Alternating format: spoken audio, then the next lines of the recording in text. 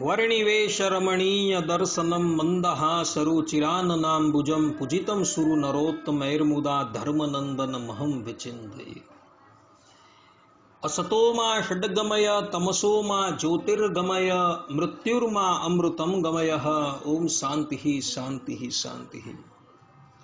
આજની જ્ઞાન સભાની અંદર પધારનારા બધા જ ભગવદ ભક્તોને વેદાંતાચાર્ય પુરાણ ઇતિહાસાચાર્ય એમએ ફિલોસોફી શાસ્ત્રી રાકેશભાઈના હિતપૂર્વક જય સ્વામિનારાયણ। ભક્તો,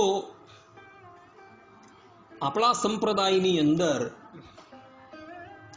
કેટલાક અજ્ઞાની લોકો, અભણ લોકો, મૂઢ લોકો, ભ્રાંત લોકો એવી સમજણ ધરાવે છે કે શ્રી રામ જે છે એ પ્રધાન પુરુષનો અવતાર છે અને એ જે વાત કહી રહ્યા છે એ વાત સંપ્રદાયના માન્ય પ્રબંધોથી અને વેદાદિક શાસ્ત્રોથી સંપૂર્ણપણે વિરુદ્ધ છે। કારણ કે સંપ્રદાયના માન્ય પ્રબંધોની અંદર અને વેદાદિક શાસ્ત્રોની અંદર તો ભગવાન શ્રી રામને સાક્ષાત પરબ્રહ્મ પરમાત્મા શ્રીમદ નારાયણના અવતાર બતાવેલા છે। અર્થાત કે સાક્ષાત એ શ્રીમદ નારાયણ જ છે એવું કહેવામાં આવેલું છે। છતાં પણ કેટલાક લોકો જે છે એ પોતાની મન ધણક વાતો પરથી એવું પ્રતિપાદન કરવા માટે જાય છે કે રામ જે છે એ પ્રધાન પુરુષનો અવતાર છે। પરંતુ હું રાકેશ શાસ્ત્રી એ લોકોને ચુનૌતી આપું છું કે રામ જે છે એ કોઈ અવર નથી, પરંતુ સાક્ષાત પરબ્રહ્મ પરમાત્મા છે અને એને માટે શાસ્ત્રોના પ્રમાણો જે છે એ આપણી પાસે ઉપલબ્ધ છે। આપણા સંપ્રદાયના અર્થાત કે સ્વામિનારાયણ સંપ્રદાયના મૂળભૂત ગ્રંથો તથા વેદાદિક શાસ્ત્રોની અંદર સ્પષ્ટ રૂપે લખેલું છે કે રામ જે છે કોઈ અવર પુરુષ નથી, પરંતુ સાક્ષાત પુરુષોત્તમ નારાયણ છે। તો હવે હું શ્રી રામના સર્વોપરીપણાના, પૂર્ણ બ્રહ્મ પરમાત્માના અને સર્વ અવતારી પરણાના પ્રમાણો રજૂ કરું છું। તમે લોકો ધ્યાનથી સાંભળો, જેથી લોકોને ખબર પડે કે રામ જે છે એ સાક્ષાત પૂર્ણ બ્રહ્મ પરમાત્મા છે, સર્વોપરી તત્વ છે અને સર્વ અવતારી છે। સર્વપ્રથમ હું શ્રી રામની સર્વોપરીતા પ્રતિપાદન કરું છું। સર્વોપરી કોને કહેવામાં આવે? તો કોશકાર સર્વ શબ્દનો અર્થ કરે છે બધા અને ઉપરી શબ્દનો અર્થ કરે છે નિયંતા। જે જીવ, ઈશ્વર, માયા અને બ્રહ્મ એના જે નિયંતા હોય એને સર્વોપરી કહેવામાં આવે છે। અને રામ જે છે એ અવર નથી, પરંતુ સાક્ષાત સર્વોપરી તત્વ છે। જેમ કે વાલ્મીકી રામાયણની અંદર 6:114 ની અંદર વાલ્મીકી ઋષિ કહે છે, યથા વ્યક્તમેશ મહાયોગી પરમાત્મા સનાતનઃ। અર્થાત કે આ રહસ્ય રૂપથી મહાયોગી પરમાત્મા તથા નિત્ય છે। અર્થાત કે શ્રી રામ જે છે એ રહસ્ય રૂપથી મહાયોગી પરમાત્મા તથા નિત્ય છે। અહીં પરમાત્મા શબ્દનો પ્રયોગ કરી વાલ્મીકીજી સ્પષ્ટ રૂપે કહે છે કે રામ જે છે એ સાક્ષાત પરમ તત્વ છે। અર્થાત કે જેનાથી પર બીજું કોઈ તત્વ જ નથી, જેનાથી પર બીજો કોઈ આત્મા જ નથી, એ પરમાત્મા એ કોઈ નથી, પરંતુ એ સાક્ષાત શ્રી રામ છે। આ ઉપરાંત વાલ્મીકી રામાયણની અંદર 6:116 ની અંદર વાલ્મીકીજી પોતે કહે છે, કર્તા સર્વસ્ય લોકસ્ય શ્રેષ્ઠો જ્ઞાન વિદામ વિભુ।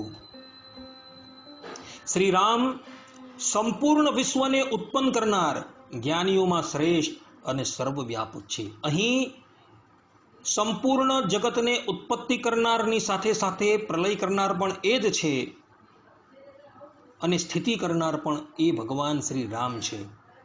અને એ જ શ્રી રામ જે છે એ સર્વવ્યાપક છે. આમ ઉત્પત્તિ, સ્થિતિ અને લય કરનારા ભગવાન શ્રી રામને કહ્યા અને સર્વવ્યાપક કહ્યા. એના દ્વારા એ સ્પષ્ટ રૂપે પ્રતિપાદિત થઈ જાય છે કે રામ જે છે એ સર્વોપરી તત્વ છે. કારણ કે ઉત્પત્તિ, સ્થિતિ અને પ્રલય, એની અંદર સ્થિતિ શબ્દ જે છે એ નિયંતાનો વાચક છે અને શ્રી રામ જે છે એ સંપૂર્ણ જગતના નિયંતા પણ છે. આ ઉપરાંત વાલ્મીકી રામાયણ 5:5-55 ની અંદર વાલ્મીકીજી કહે છે, બ્રહ્મા સ્વયંભુશ્ચ તુરાનનો વા, અર્થાત કે બ્રહ્મા, જેનું એક નામ ચતુરાનંદ છે, એ કોઈ પણ શ્રી રામની સામે ટકી શકતું નથી. બ્રહ્મવેત્તાઓની અંદર બ્રહ્માજી સર્વોત્તમ છે એવું કૃષ્ણ જન્મખંડની અંદર ભગવાન શ્રી કૃષ્ણ, બ્રહ્મ વૈવત પુરાણના કૃષ્ણ જન્મખંડની અંદર ભગવાન શ્રી કૃષ્ણ પોતાના સ્વમુખે કહે છે.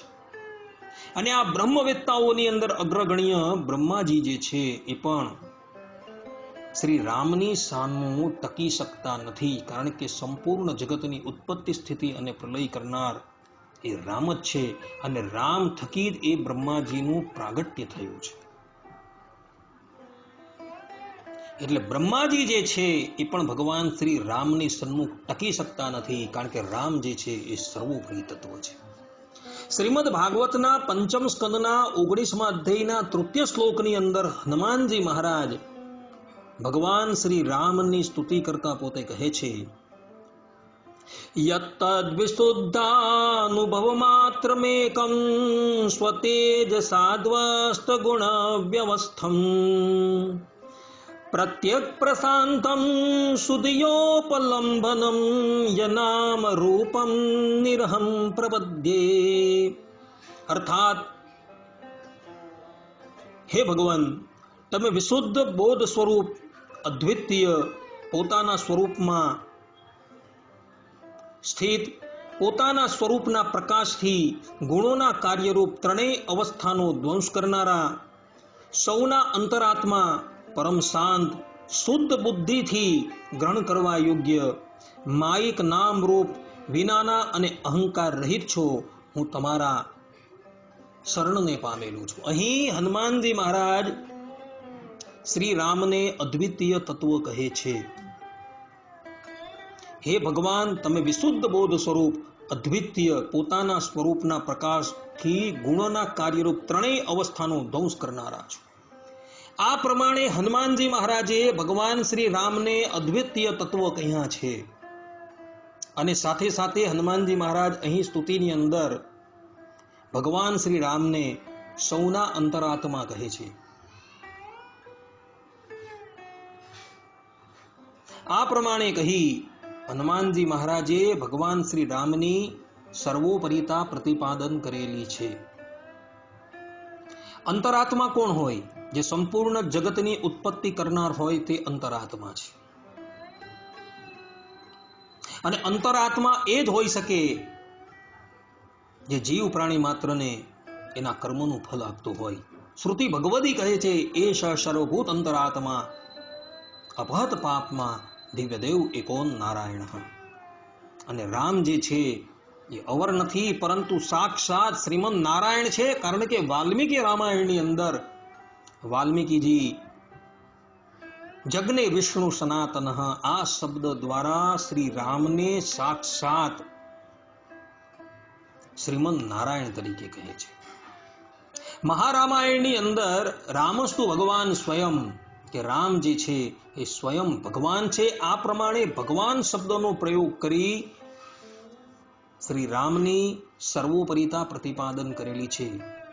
ભગવાન શબ્દની અંદર જે ભગ શબ્દ જે છે એનો અર્થ થાય છે સંપૂર્ણ જગતની ઉત્પત્તિ, પ્રલય અને સ્થિતિ કરનાર. અને જે સ્થિતિ સ્થિતિનો અર્થ થાય છે નિયમન કરનાર, અને નિયમન શબ્દ જે છે એ સર્વોપરીનો બોધ કરાવે છે. આ પ્રમાણે મહારામાયણની અંદર પણ ભગવાન શ્રી રામને સર્વોપરી તત્વ તરીકે પ્રતિપાદન કરવામાં આવેલા છે. શ્રીમદ ભાગવતના 9મા સ્કંદના 10મા અધ્યાયની અંદર ભગવાન શ્રી રામની લીલાઓનું વર્ણન છે.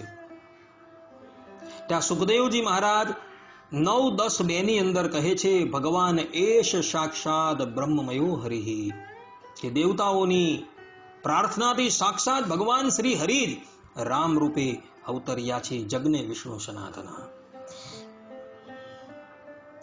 આ પ્રમાણે ભગવાન શબ્દનો પ્રયોગ કરી સુખદેવજી મહારાજ ભગવાન શ્રી રામની સર્વોપરિતા પ્રતિપાદન કરે છે.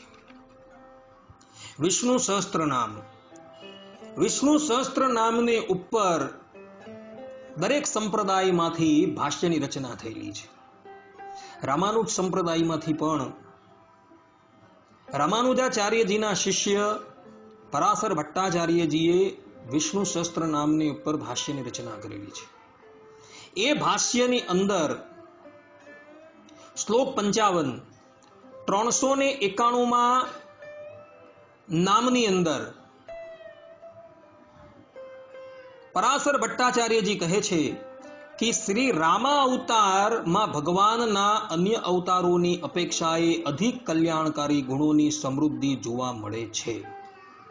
આ નામ છે પરદ્ધિ. પરદ્ધિ નામનો અર્થ કરતા પરાશર ભટ્ટાચાર્યજી આ પ્રમાણે કહે છે કે રામા અવતારની અંદર બીજા બધા અવતારો કરતા અધિક કલ્યાણકારી ગુણો જે છે એ પ્રકાશ થઈ ગયા હતા.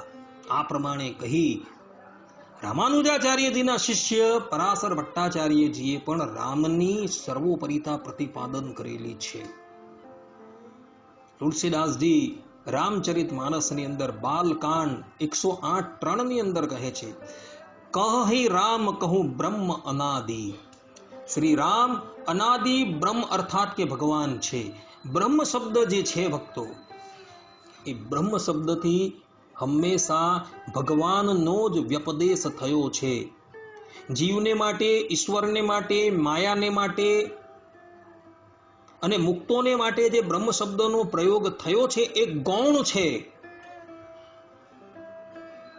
પરંતુ પરબ્રહ્મ પરમાત્માને માટે આ બ્રહ્મ શબ્દોનો જે પ્રયોગ છે એ મુખ્ય છે. બૃહત્વાદ બૃહણત્વાદ આ એની વ્યુત્પત્તિ છે.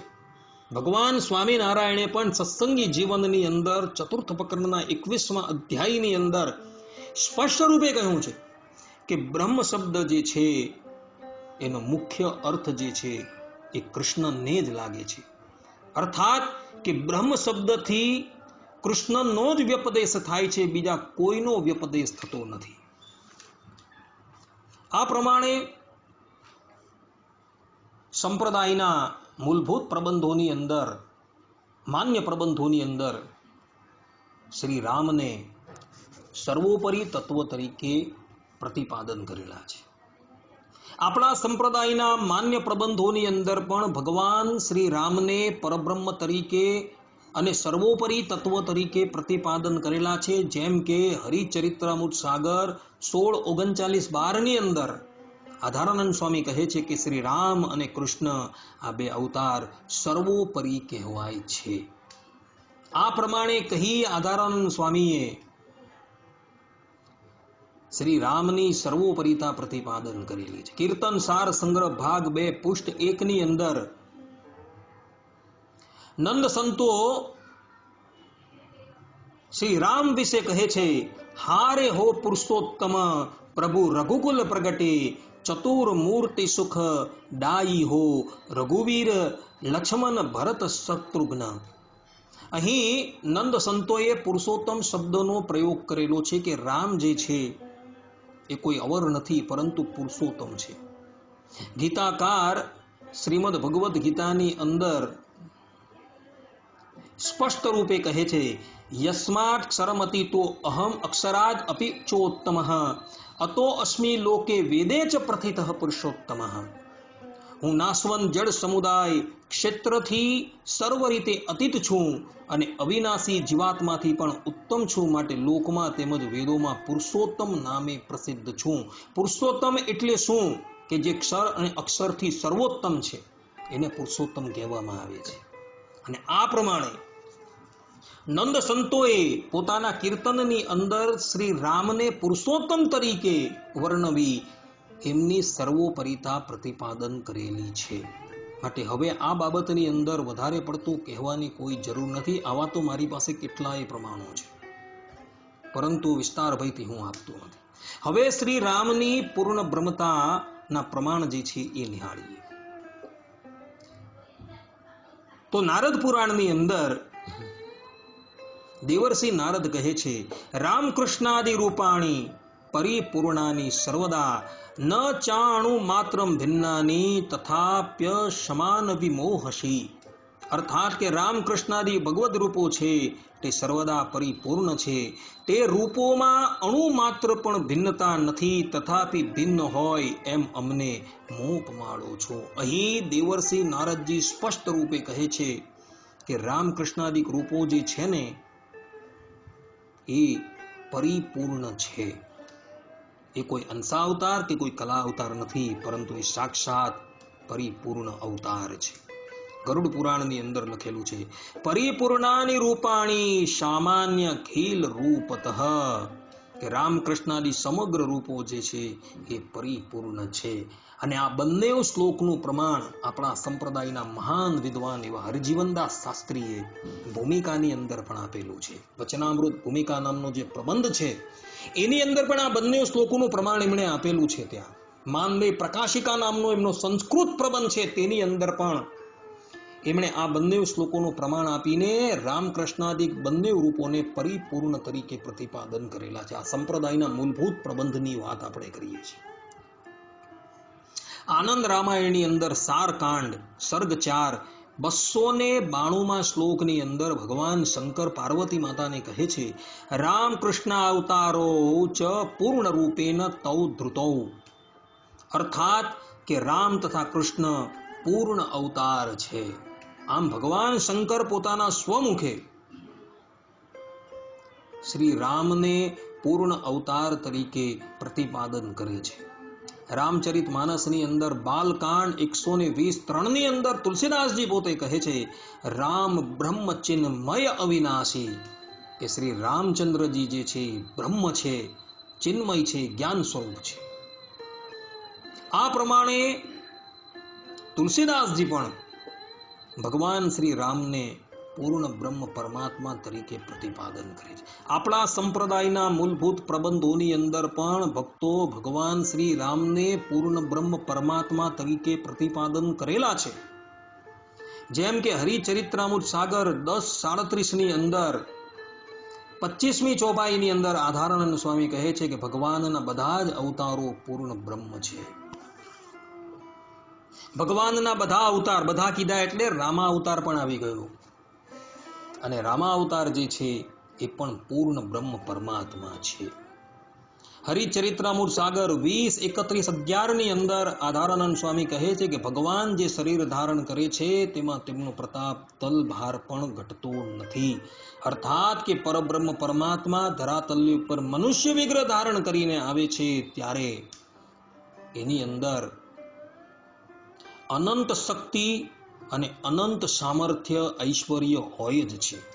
અને આ વાતને પરિપૂર્ણ રૂપે ટેકો ભગવાન સ્વામિનારાયણ આપે છે. લોયાના 18મા વચનામૃતની અંદર ભગવાન સ્વામિનારાયણ કહે છે કે તે જ અક્ષરધામના અધિપતિ ભગવાન પોતે અનંત ઐશ્વર્ય અને અનંત શક્તિ સહિત જ મત્સ્ય કચ્છાદી રૂપને ધારણ કરે છે. અહીં આદિ શબ્દ કહીને ભગવાન શ્રી રામે, ભગવાન શ્રી હરિએ, ભગવાન સ્વામિનારાયણે રામા અવતારને પણ અનંત શક્તિ અને અનંત ઐશ્વર્યથી યુક્ત જ કહ્યો છે. એટલે ભગવાન સ્વામિનારાયણ પણ કહે છે કે રામા અવતાર જે છે એ પણ પૂર્ણ છે.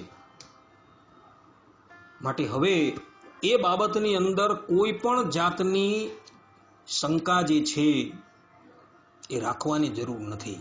કારણ કે ભગવાન સ્વામિનારાયણ પોતાના સ્વમુખે કહી રહ્યા છે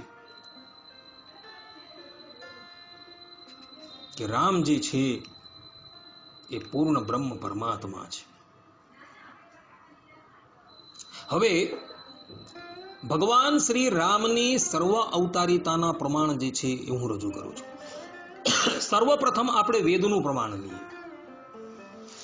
કારણ કે વેદથી મોટું કોઈ શાસ્ત્ર નથી અને કેશવથી મોટો કોઈ દેવ નથી, એવું ભગવાન વેદવ્યાસજી જે છે એ મહાભારતની અંદર કહે છે. વેદ ભગવાન જે છે એ પોતાના સ્વમુખથી રામની સર્વ અવતારિતા પ્રતિપાદન કરતા પોતે કહે છે.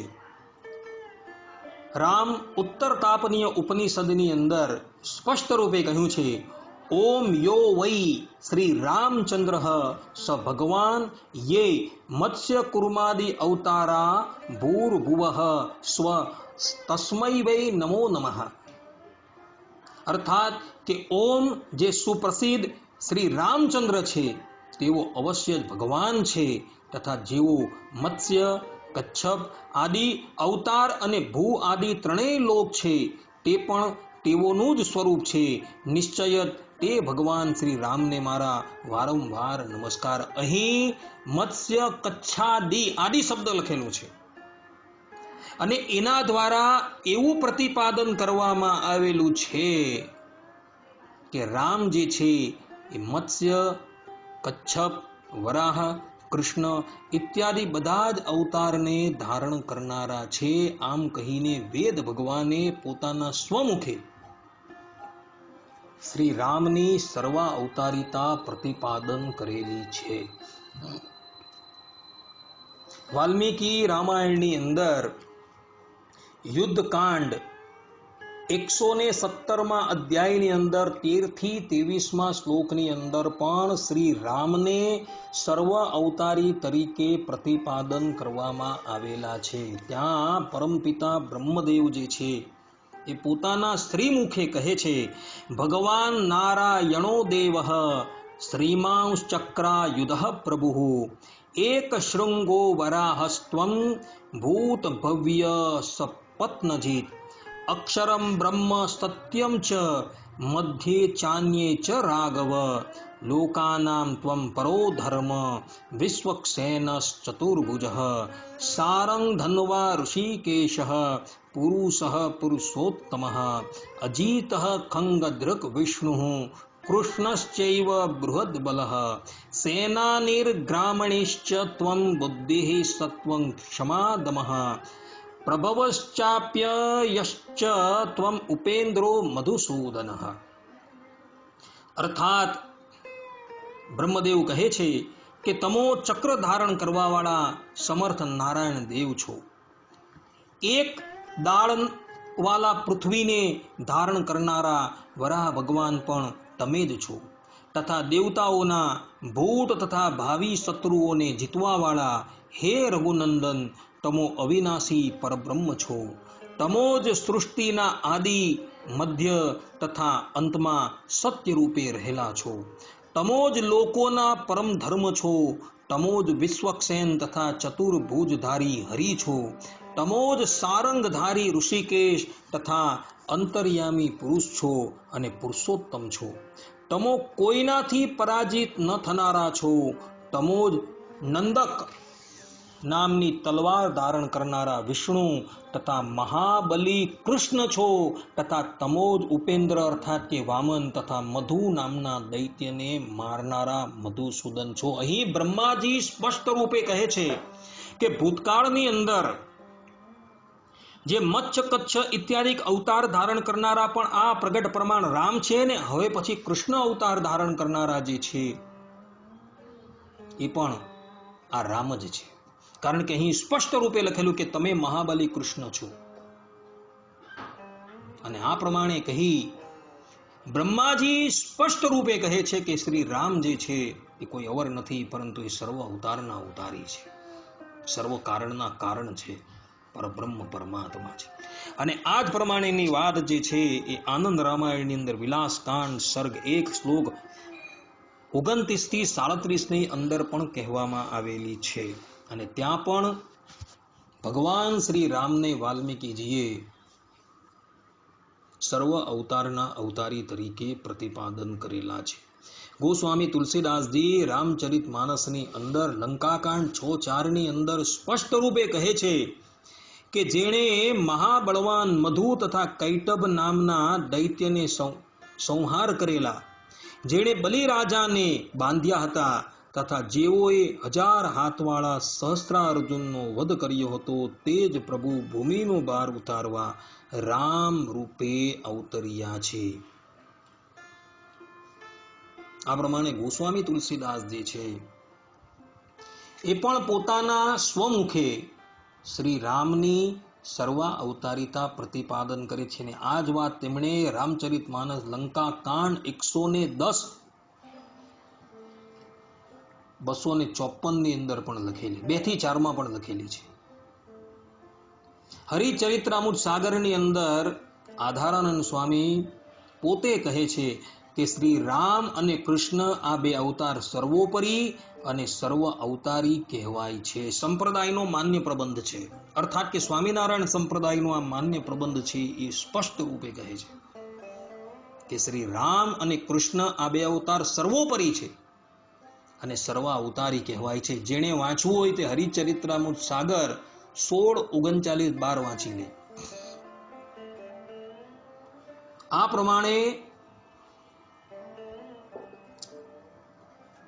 આપણા સંપ્રદાયની અંદર પણ શ્રી રામને સર્વ અવતારી અને સર્વોપરી તત્વ તરીકે પ્રતિપાદન કરેલા છે. શ્રીમદ ભાગવતની અંદર 9:11-29 ની અંદર સ્પષ્ટ રૂપે સુખદેવજી મહારાજજી છે એ પોતે કહી રહ્યા છે કે અયોધ્યાના રહેવાવાસીઓ પોતાના હસ્તમાં જાત જાતની ભેટો લઈને ભગવાન શ્રી રામ પાસે આવ્યા અને તેઓને પ્રાર્થના કરવા પૂર્વક કહેવા લાગ્યા કે હે પ્રભુ, પહેલા આપે જ વરાહ રૂપે પૃથ્વીનો ઉદ્ધાર કર્યો હતો, હવે આપ જ આ પૃથ્વીનું પાલન કરો. અયોધ્યાની અંદર રહેનારા બધા જ લોકો જે છે એ પોતે શ્રી રામને કહે છે કે તમે જ પૂર્વે વરાહ અવતાર ધારણ કરીને પૃથ્વીનો ઉદ્ધાર કરેલો હતો.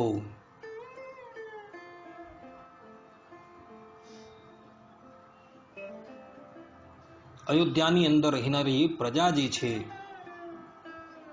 એ પોતે પોતાના મુખે કહે છે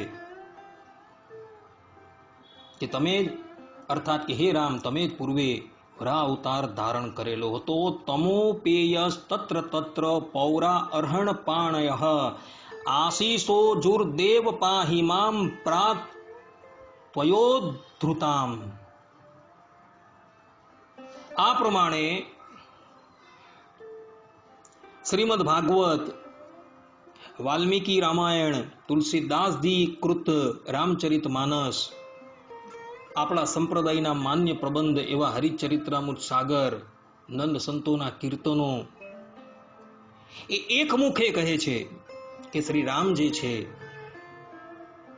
એ સાક્ષાત પૂર્ણ બ્રહ્મ પરમાત્મા, સંસારના અદ્વિતીય તત્વ, સર્વોપરી તત્વ અને સર્વ અવતારી છે.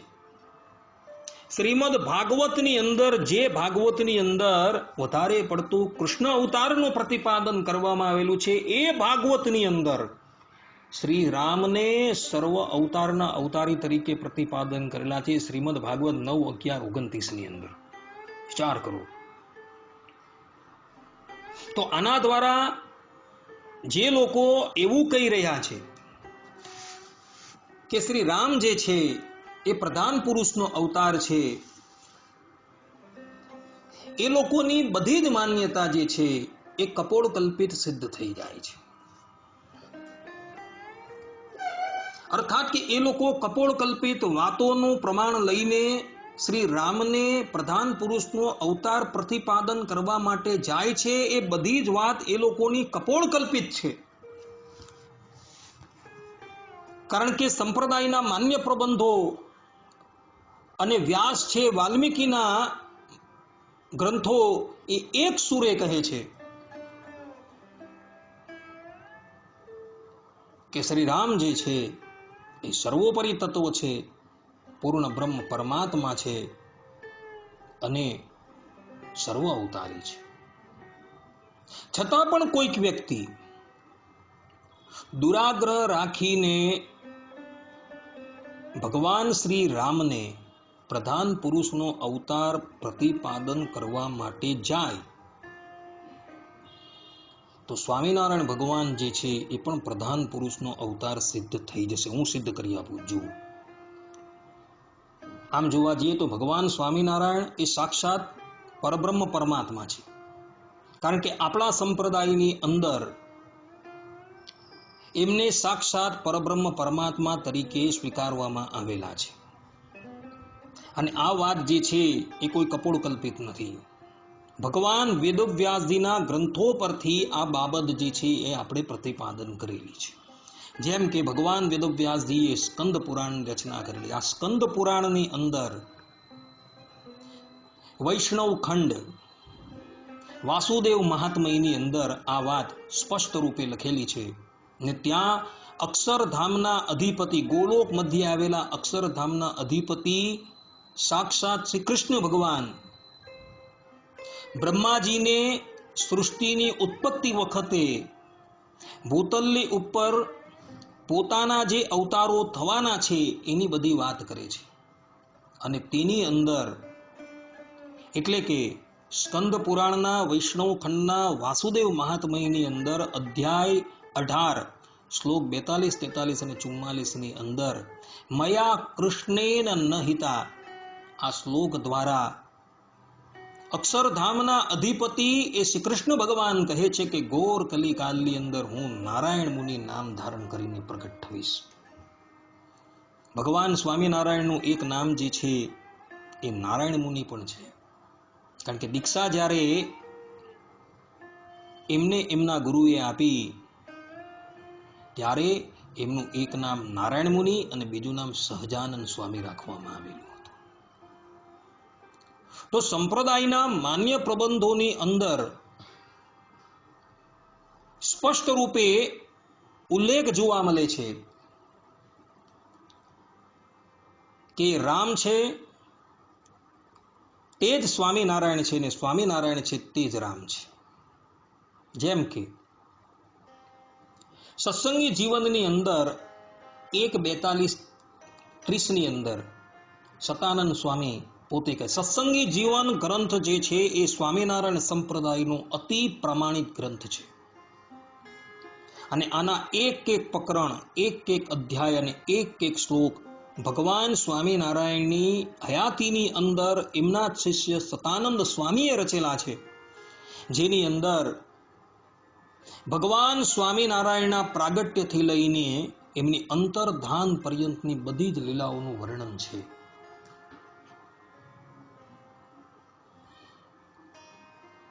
તો એ ગ્રંથની અંદર 1:42-30 ની અંદર સતાનંદ સ્વામી જે છે સ્પષ્ટ રૂપે કહે છે સહી રામચંદ્રસ્ય દ્રઢ ભક્તો અનુવાસરમ તદ દર્શનમ કરોતે સ્મ શ્રેષ્ઠ દેવમ વિદન હિતમ. અર્થાત કે હનુમાનજી શ્રી રામચંદ્રજીના અનન્ય ભક્ત છે, પણ આ હરિકૃષ્ણ સાક્ષાત પોતાના ઈષ્ટદેવ રામચંદ્રજી જ નિશ્ચિતપણે પ્રગટ થયા છે એમ જાણીને પ્રતિદિન ધર્મદેવને ઘેર આવીને આ શ્રી હરિનું અર્થાત કે ભગવાન સ્વામિનારાયણનું દર્શન કરતા હતા. હનુમાનજી મહારાજ નિત્ય ભગવાન શ્રી હરિના દર્શન કરવા માટે આવતા હતા. શા માટે? કે એમને મનમાં નિશ્ચય થઈ ગયો હતો કે મારા ઈષ્ટદેવ જે રામ છે તે જ આ હરિ રૂપે પ્રગટ થયા છે. આના દ્વારા તો શ્રી રામની સર્વ અવતારિતા સત્સંગી જીવનની અંદર પણ પ્રતિપાદિત થઈ ગઈ. કારણ કે સતાનંદ સ્વામી કહે છે કે હનુમાનજી મહારાજને નિશ્ચિત હતો કે મારા ઈષ્ટદેવ શ્રી રામ જે છે એ જ શ્રી હરિકૃષ્ણ રૂપે પ્રગટ થયા છે. સત્સંગી જીવન 1:42-37 ની અંદર સતાનંદ સ્વામી સ્પષ્ટ રૂપે કહે છે કે જાનામિ ત્વામહં સાક્ષાત ઈષ્ટદેવમ મમ પ્રભો સીતાપતિમ રામચંદ્રમ પૂરે અત્ર વરદમ ચ મે. હનુમાનજી મહારાજ ભગવાન શ્રી હરિની સ્તુતિ કરતા બોલ્યા કે હે પ્રભુ, આપ શ્રી હરિને મારા ઈષ્ટદેવ સીતાપતિ શ્રી રામચંદ્રજી જ જાણું છું, અને આ અયોધ્યાપુરીમાં ચિરંજીવીપણાનો વર આપનારા પણ આપ જ છો એમ નિશ્ચયથી હું જાણું છું. આ પ્રમાણે હનુમાનજી મહારાજ સ્પષ્ટ રૂપે ભગવાન શ્રી હરિને કહે છે કે આપે જ મને પૂર્વે અયોધ્યાપુરીની અંદર ચિરંજીવી રહેવાનો વર આપેલો હતો, અને આના દ્વારા ભગવાન શ્રી હરિ સાથે શ્રી રામની અભિન્નતા પ્રતિપાદિત થઈ જાય છે. સંપ્રદાયના માન્ય પ્રબંધ હરિચરિત્રામૃત સાગરની અંદર 2:14-25-27 ની અંદર આધારાનંદ સ્વામી કહે છે કે શ્રી હરિ વન વિચરણ દરમિયાન ઋષિકેશ લક્ષ્મણજીના મંદિર પધાર્યા. પોતાના પ્રભુ પોતાને ત્યાં પધાર્યા એટલે લક્ષ્મણજીએ તુરંત ગાળેલું પાણી લાવી શ્રી હરિને અર્પણ કર્યું, અને શ્રી હરિએ તે હેતથી પીધું. આમ લક્ષ્મણજી શ્રી હરિની સેવા કરવા લાગ્યા. તે પછી શ્રી હરિએ પ્રેમ લાવીને ભાવથી લક્ષ્મણજીને પૂછ્યું, આપણે 14 વર્ષ સુધી રામા અવતારમાં સાથે રહ્યા, વનમાં જાનકીજી પણ સાથે હતા, ત્યારે તમોએ અમારી ઘણી સેવા કરી હતી. અહીં પણ સ્પષ્ટ રૂપે ભગવાન શ્રી હરિએ રામ સાથે પોતાની અભિન્નતા પ્રતિપાદન કરેલી છે. હરિચરિત્રામૃત સાગર 13:33-40 ની અંદર આધારાનંદ સ્વામી કહે છે કે જેઓ અયોધ્યામાં રામ રૂપે જન્મ્યા હતા તેવો જ આ બાલ મુકુંદ શ્રી હરિ છે. હરિચરિત્રામૃત સાગર 18:39-39 ની અંદર શોભારામ શાસ્ત્રી ભગવાન શ્રી હરિની સ્તુતિ કરતા બોલ્યા કે હે પ્રભુ, હે શ્રી હરિ, પથ્થર જેવા કઠોર અને અધમ એવા અમારો ઉદ્ધાર કરવા માટે અત્યારે આપ ભગવાન પ્રગટ થયા છો. પથ્થરના રૂપમાં રહેલી અહલ્યાનો આપે ઉદ્ધાર રામ રૂપે કર્યો હતો. આના દ્વારા પણ ભગવાન શ્રી હરિ સાથે શ્રી રામની અભિન્નતા પ્રતિપાદિત થઈ જાય છે. એટલે જે લોકો એવું બોલે છે કે શ્રી રામ પ્રધાન પુરુષનો અવતાર છે, તે લોકોને કહેવાનું કે સંપ્રદાયના મૂળભૂત પ્રબંધો જે છે એ મૂળભૂત પ્રબંધોની અંદર સ્પષ્ટ રૂપે કહ્યું છે કે એ શ્રી રામ જે છે એ જ શ્રી હરિ રૂપે અવતરિત થયા છે, અને એ શ્રી હરિ જે છે એ જ પૂર્વે રામ રૂપે અવતાર ધારણ કરીને પ્રગટ થયા હતા. તો જો તમે રામને પ્રધાન પુરુષનો અવતાર બતાવો તો શ્રી હરિ પણ પ્રધાન પુરુષનો અવતાર સિદ્ધ થઈ જાય. એટલે પોતાના વચન જે છે એ પોતા પર આવીને જ પડે છે. તમારા આ વચન જે છે એ વ્યાઘાત દોષથી દૂષિત થઈ જાય છે, અને તમારા જે વચન જે છે એ તમારા વચનથી જ વિરુદ્ધ થઈ જાય છે. માટે રામને જો તમે પ્રધાન પુરુષનો અવતાર પ્રતિપાદન કરવા માટે જશો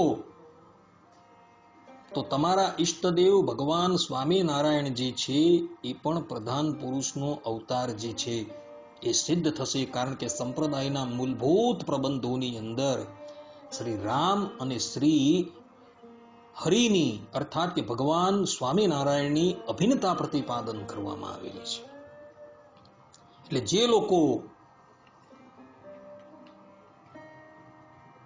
શ્રી રામને પ્રધાન પુરુષનો અવતાર પ્રતિપાદન કરવા જશે તો એના દ્વારા ભગવાન સ્વામિનારાયણ જે છે એ પણ પ્રધાન પુરુષનો અવતાર સિદ્ધ થઈ જશે. માટે ભક્તો, સંપ્રદાયના મૂળભૂત ગ્રંથોનો અભ્યાસ કરો. વાલ્મીકીજી તથા વેદવ્યાસજી ઇત્યાદિકના ગ્રંથો જે છે એ ગ્રંથોનું અધ્યયન કરો અને પછી નક્કી કરો કે શ્રી રામ કોણ છે. જે લોકોને ભગવાન વેદવ્યાસજી અને વાલ્મીકીની વાણીની અંદર પણ વિશ્વાસ નથી આવતો ને એ લોકોને ભગવાન સ્વામિનારાયણ ગઢડા મધ્યના વચનામૃતની અંદર નાસ્તિક કહે છે. અને વ્યાસ અને વાલ્મીકીની વાણી એક સુરે કહે છે કે શ્રી રામ જે છે એ સર્વોપરી તત્વ છે, પૂર્ણ બ્રહ્મ પરમાત્મા છે અને સર્વ અવતારી છે. તો જે વ્યક્તિઓને આ વ્યાસ અને વાલ્મીકીની વાણીની અંદર વિશ્વાસ નથી, એ ભગવાન સ્વામિનારાયણના શબ્દોની અંદર કહીએ તો એ વ્યક્તિ નાસ્તિક છે. એને પોતાના ઈષ્ટદેવના વાક્ય પર પણ વિશ્વાસ નથી, વ્યાસ વચન પર પણ વિશ્વાસ નથી, અને એવા વ્યક્તિને વાલ્મીકીજી પર પણ વિશ્વાસ નથી. એટલે આવા વ્યક્તિ જે છે એ નાસ્તિક છે. એવા લોકોને કેવલ ને કેવલ પોતાની કપોળ કલ્પિત વાતો પર જ વિશ્વાસ છે. જે વાતોનો કરનાર જે છે એ જ પહેલા તો કોણ છે એ સિદ્ધ થતું નથી. સંપ્રદાયથી બહિર્મુખ થઈ ગયેલા જે લોકો હતા તેની સાથે શાસ્ત્રાર્થો થયા છે આજથી કેટલાય વર્ષો પહેલાની, એની અંદર એ લોકો એ બાબત પ્રતિપાદિત નથી કરી શક્યા કે આ વાતો જે છે એ અમારા સ્વામીએ કહેલી છે, એ પણ પ્રતિપાદિત નથી કરી શક્યા. તો પછી એવી વાતોનું પ્રમાણ શા માટે માનવું? વ્યાસજી એ સાક્ષાત પરબ્રહ્મ પરમાત્મા છે અને ભગવાન સ્વામિનારાયણે એમના વચનો જે છે એ માન્ય કરેલા છે ને પોતાના સ્વમુખે કહ્યું છે કે વ્યાસજી જેવા કોઈ આચાર્ય નથી. વ્યાસજીના વચનની અંદર અમને દ્રઢ પ્રતીતિ છે એવું ભગવાન સ્વામિનારાયણ ગઢડા અંત્યના 10મા વચનામૃતની અંદર કહે છે. તો જે વ્યક્તિને ભગવાન વેદવ્યાસજીના વચન પર વિશ્વાસ ન હોય, વાલ્મીકીના વચન પર વિશ્વાસ ન હોય, તો એવા વ્યક્તિને નાસ્તિક જાણવો. એટલે જે લોકો ભગવાન શ્રી રામને પ્રધાન પુરુષનો અવતાર માને છે એ લોકો બધા જ ભગવાન સ્વામિનારાયણની દૃષ્ટિએ નાસ્તિક છે. કારણ કે વ્યાસ અને વાલ્મીકીએ સ્પષ્ટ રૂપે ભગવાન શ્રી રામને સર્વોપરી, સર્વ અવતારી તથા પૂર્ણ બ્રહ્મ કહેલા છે. અને એના વચનની અંદર જેને વિશ્વાસ નથી તો સમજજો કે એ વ્યક્તિ જે છે એ નાસ્તિક છે. એવા વ્યક્તિને પોતાના આરાધ્ય દેવ જે છે એના પર પણ વિશ્વાસ નથી. માટે ભક્તો આવા નાસ્તિક વ્યક્તિની વાતોને ક્યારેય પણ માનતા નહીં. આવા નાસ્તિકોને દૂરથી જ તમે જય સ્વામિનારાયણ ને જય શ્રી કૃષ્ણ ને જય શ્રી રામ કરી દેજો. એ લોકોની છાયાની અંદર પણ ઊભા ન રહેતા. કારણ કે એ લોકો જે છે એ ધરાતલની ઉપર પ્રગટ થયેલા સાક્ષાત શિશુપાલ અને દંતવક્ર તથા જરાસંધ છે. એ લોકો હંમેશા ભગવાનના અવતારોનો દ્રોહ કરવા માટે જ પ્રગટ થયા છે. કારણ કે અનાદિકાળથી એ લોકોના સંસ્કાર જ આવા છે. યોગ સૂત્રની અંદર આવું એક સૂત્ર પણ છે ભક્તો, કે પૂર્વેના જે સંસ્કાર હોય એ જ એને આ જન્મની અંદર પણ રુચિકર લાગતા હોય છે. એટલે આવા લોકો અનાદિકાળથી ભગવાનના અવતારોની અંદર ખોડખાપણ કરતા આવતા હોય છે. ભક્તો ભગવાનના અવતારને નાના મોટા માનવાને એ પણ એક ભગવદ અપચાર છે. અપચાર એટલે કે પાપ છે. પદ્મ પુરાણની અંદર 10 પ્રકારના અપચાર બતાવેલા છે સંકાદિક ઋષિઓએ. તેની અંદર આ પણ એક અપચાર છે કે ભગવાનના અવતારોને નાના મોટા કહેવા, કે આ અવતાર મોટો છે, આ અવતાર નાનો છે, આ અવતાર ન્યૂન છે, આ પ્રમાણે જે કહેવું એ પણ ભગવાનનો અપરાધ છે. જ્યારે સંપ્રદાયના માન્ય પ્રબંધો તથા ભગવાન સ્વામિનારાયણ તો સ્પષ્ટ રૂપે કહે છે કે બધા જ અવતારો જે છે એ પૂર્ણ છે, કોઈ ન્યૂન નથી ને કોઈ અધિક નથી. માટે ભક્તો, શ્રી રામને તમે પૂર્ણ બ્રહ્મ પરમાત્મા, સર્વોપરી અને સર્વ અવતારી સમજજો. અને એમ સમજજો કે આપણા ઈષ્ટદેવ ભગવાન સ્વામિનારાયણ, જેને આપણે સાક્ષાત પરબ્રહ્મ પરમાત્મા માનીએ છીએ, એ જ રામ છે, બીજું કોઈ નથી. એ પ્રમાણે સમજી ભાવપૂર્વક એમનું વંદન કરજો, પૂજન કરજો, તો ભગવાન શ્રી હરિ તમારા પર રાજી રહેશે. આપણા સંપ્રદાયની અંદર રામનવમીને દિવસે ભગવાન શ્રી રામની પૂજા કરવાની પણ આજ્ઞા ભગવાન સ્વામિનારાયણે સત્સંગી જીવનની અંદર ચતુર્થ પ્રકરણમાં આપેલી છે. એ દિવસે મોટા ઉત્સવ કરવાની પણ આજ્ઞા ભગવાન સ્વામિનારાયણે આપી. અને ભગવાન સ્વામિનારાયણ જ્યારે ઉપસ્થિત હતા ત્યારે રામનવમીનો ઉત્સવ ઉજવવા માટે ભગવાન સ્વામિનારાયણ વડતાલ પધારતા હતા. અને ત્યારે હજારો લાખો હરિભક્તો ત્યાં આવતા હતા અને રંગે ચંગે ભગવાન શ્રી રામનો જન્મોત્સવ ઉજવાતો હતો. કારણ કે રામ જે છે એ સાક્ષાત પરબ્રહ્મ પરમાત્મા હતા. એટલે ભગવાન સ્વામિનારાયણે એમના પૂજનની આજ્ઞા આપેલી છે. છતાં દુરાગ્રહવશ તમે લોકો એમ કહો કે શ્રી રામ જે છે એ પ્રધાન પુરુષનો અવતાર છે, તો ભગવાન સ્વામિનારાયણે લખેલી શિક્ષાપત્રીની સાથે તમારી વાત જે છે એ સંપૂર્ણપણે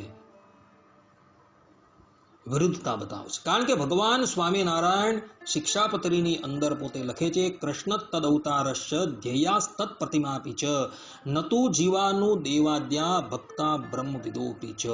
અને શ્રી કૃષ્ણ ભગવાન તથા શ્રી કૃષ્ણ ભગવાનના જે અવતાર તે ધ્યાન કરવા યોગ્ય છે, તથા શ્રી કૃષ્ણ ભગવાનની જે પ્રતિમા તે પણ ધ્યાન કરવા યોગ્ય છે, માટે તેમનું ધ્યાન કરવું. પણ મનુષ્ય અને દેવાદિક જે જીવ તે તો શ્રી કૃષ્ણ ભગવાનના ભક્તો હોય અને બ્રહ્મવેત્તા હોય, પણ ધ્યાન કરવા યોગ્ય નથી, માટે એમનું ધ્યાન ન કરવું.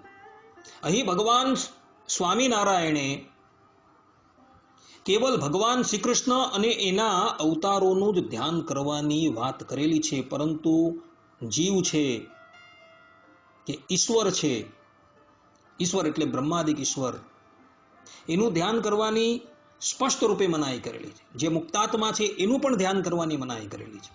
હવે જો રામને તમે પ્રધાન પુરુષનો અવતાર અર્થાત કે પુરુષ માનો, તો ભગવાન સ્વામિનારાયણની આ શિક્ષાપત્રીની સાથે સંપૂર્ણપણે વિરોધ આવશે. કારણ કે ભગવાન સ્વામિનારાયણે તો અહીં આ શિક્ષાપત્રી શ્લોક 115 ની અંદર રામકૃષ્ણાદિક અવતારોનું ધ્યાન કરવાનું કહ્યું છે. હવે રામને જો તમે પુરુષ તરીકે માનશો, તો પુરુષનું તો ધ્યાન કરવાની ભગવાન સ્વામિનારાયણ સ્પષ્ટ રૂપે મનાઈ કરે છે. એટલે તમારા વચન જે છે, તમે જે એમ કહો છો કે શ્રી રામ પ્રધાન પુરુષનો અવતાર છે, તેની સાથે ભગવાન સ્વામિનારાયણની શિક્ષાપત્રીનો વિરોધ આવે છે. તો પછી તમારી વાતોના પ્રમાણ માનીએ કે શિક્ષાપત્રીના પ્રમાણ માનીએ? તો વિરોધાધિકરણ ન્યાયથી શિક્ષાપત્રીનું સર્વપ્રથમ પ્રમાણ આપણે માનવું પડે. અને ભગવાન સ્વામિનારાયણની દ્રષ્ટિની અંદર રામ જે છે એ સાક્ષાત પરબ્રહ્મ પરમાત્મા છે, સર્વોપરી છે, પૂર્ણ બ્રહ્મ છે અને સર્વ અવતારી છે. આ પ્રમાણે સ્પષ્ટ રૂપે શાસ્ત્રોના વચનથી એ પ્રતિપાદન થઈ જાય છે કે શ્રી રામ સર્વોપરી તત્વ છે, પરબ્રહ્મ પરમાત્મા છે, પૂર્ણ બ્રહ્મ પરમાત્મા છે અને સર્વ અવતારી. માટે આ બાબતની અંદર હવે વધારે કંઈ પણ રહેતું નથી. મારા પ્રવચનને પણ હું અહીં વિરામ આપું છું. સર્વે સંતો નિરામયઃ, સર્વે સુખીનો ભવંતુ, સર્વે ભદ્રાણિ પશ્યંતુ, મા કશ્ચિત દુઃખ ભાગ ભવેત. અસ્તુ. જય સ્વામિનારાયણ.